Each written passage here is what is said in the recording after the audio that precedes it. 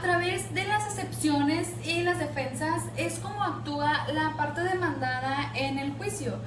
El vehículo legal que tenemos nosotros para hacer valer las excepciones y las defensas es a través de la contestación de una demanda. Siempre que se emplaza a la parte demandada, se concede un término de 7 días en materia civil, si es un juicio sumario, y un término de 9 días si es un juicio ordinario.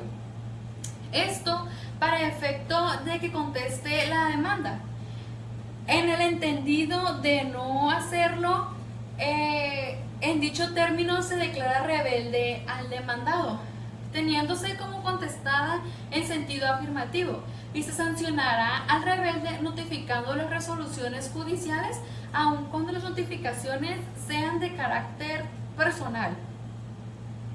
La parte demandada tiene la obligación de dar contestación a cada uno de los hechos que contiene la demanda en sentido categórico, ya sea afirmativo o negativamente, y puede alegar todo aquello en cuanto a derecho le corresponda y proceda.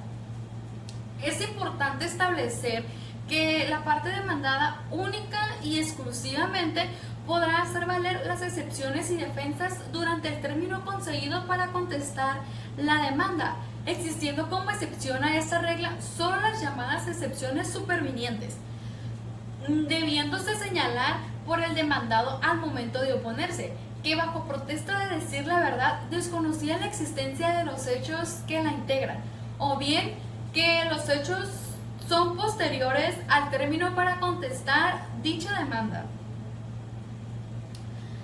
El demandado podrá hacer valer la reconvención en el tiempo concedido para contestar la demanda, y esta debe contener los mismos requisitos que una demanda.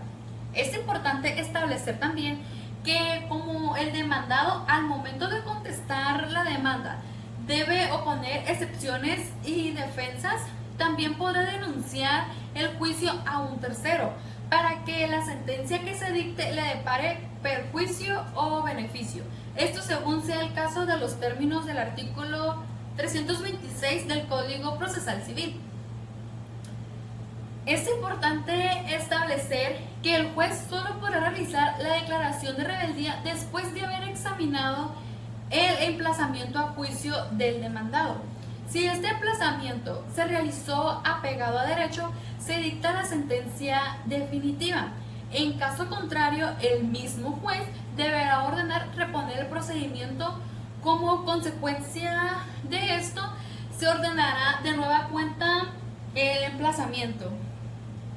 La clasificación doctrinaria de las excepciones. Estas pues serían 7 clasificaciones, como son las substanciales, que atacan el fondo del conflicto, las procesales, que atacan la forma, las perentorias, que producen la ineficacia definitiva de la acción, las dilatorias, que suspenden provisionalmente los aspectos de la acción, las absolutas, que pueden hacer valer por cualquiera, y las relativas, que se pueden hacer valer por determinada persona. La diferencia entre la excepción y la defensa estriba en que la excepción ataca la actividad del órgano jurisdiccional y la defensa ataca al derecho sustancial que el actor ejercita en juicio. Las excepciones que prevé el Código de Procedimientos Civiles serían 10, que sería la incompetencia del juez, que esta es aplicable al órgano jurisdiccional que conoce del asunto cuando considere el demandado que el juez es incompetente. Esta la podemos hacer valer por 2 vías, como es la incompetencia por declinatoria o bien incompetencia por inhibitoria. El Código Procesal Civil establece las reglas para fijar la competencia de cada una de las controversias que vayamos a plantear en los términos del artículo 153 de dicha legislación procesal. La incompetencia por declinatoria, esta la vamos a promover ante el juez que conoce del asunto, y al momento de contestar una demanda debemos señalar los argumentos por los cuales el juez es incompetente y también debemos señalar cuál juez es el competente. Se le dará vista a la contraparte para que en un término de 3 días manifieste a lo que a su derecho convenga. Posteriormente se resolverá la excepción mediante una sentencia interlocutoria. Si se sostiene la competencia, se continuará con el procedimiento ante el juez que ordenó emplazar. De lo contrario, se deberán de remitir las constancias al juez que declara competente y este será el que siga conociendo el asunto hasta resolverlo en definitiva. La incompetencia por inhibitoria. Esta la vamos a tramitar ante el juez que nosotros consideremos que es el competente. Debemos identificar el juicio, el número de expediente, las partes y el juez que conoce del mismo y que ordenó emplazarnos. Debemos señalar los argumentos por los cuales el juez ante el cual comparecemos es el competente. Si se admite la excepción, el juez que lo admite girará oficio al juez que conoce del asunto y que fue el que ordenó emplazarnos, para efecto de que se abstenga de seguir conociendo del asunto. Para tal efecto, este juez deberá pronunciarse en sentido de si sostiene o no su competencia. La litispendencia. Esta excepción se opone cuando existen dos procedimientos judiciales idénticos. El que lo oponga deberá señalar el juicio planteado y que fue emplazado con anterioridad. Es obligación exhibir la copia certificada de la demanda y la contestación del primer juicio. Una vez que es admitida la excepción, se da vista a la contraparte para que manifieste lo que a su derecho convenga y posteriormente lo resolverá el juez. La conexidad por causa.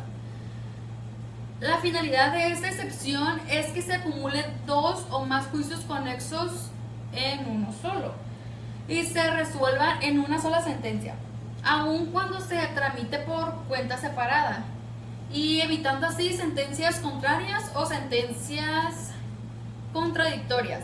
Se dice que hay conexidad entre un juicio y otro cuando hay identidad de personas y de acciones, y aun cuando las cosas sean distintas o cuando las acciones provengan de una misma causa. La falta de capacidad y de personalidad. La personalidad consiste en las cualidades necesarias para comparecer en un juicio o acreditar el carácter o representación con el que comparecemos a un juicio. Con la personalidad se logra la aptitud para ser sujeto activo o pasivo en una relación jurídica procesal. La improcedencia de la vía.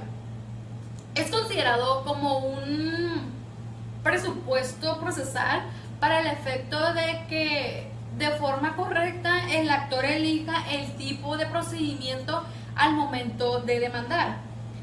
La elección de la vía no es un aspecto cualitativo para el actor, sino que la propia ley señala la forma correcta de plantear los juicios. Y cuando elegimos mal, el juez no podrá resolver el fondo del conflicto. Lo que viene siendo el beneficio de la división, para poderlo hacer valer, se tiene que pactar expresamente entre acreedor y los deudores. Consiste en que el monto adeudado deberá o se podrá dividir entre el número de deudores y cada uno de estos quedará libre de la obligación contraída, cubriendo o pagando la parte proporcional que le corresponde.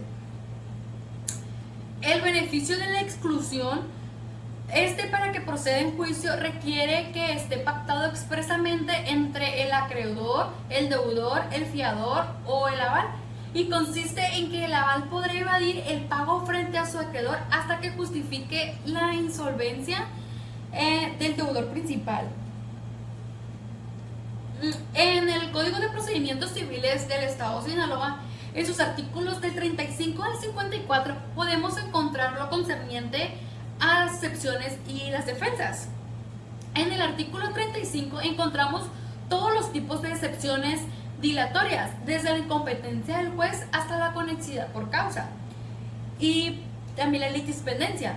Lo que es el artículo 37 establece cómo es que se puede promover la incompetencia por declinatoria y la incompetencia por inhibitoria.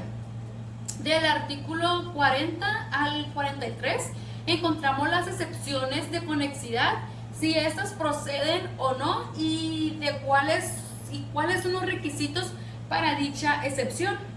En el artículo 48 al 52 hablamos de los gestores judiciales y de los avales y de cómo es el proceso de fianza para que sea admitido este. Y pues por último, del artículo 52 bis al artículo 54 nos encontramos con los representantes legales o procuradores, así como la elección de estos y también las facultades del procurador y representante común.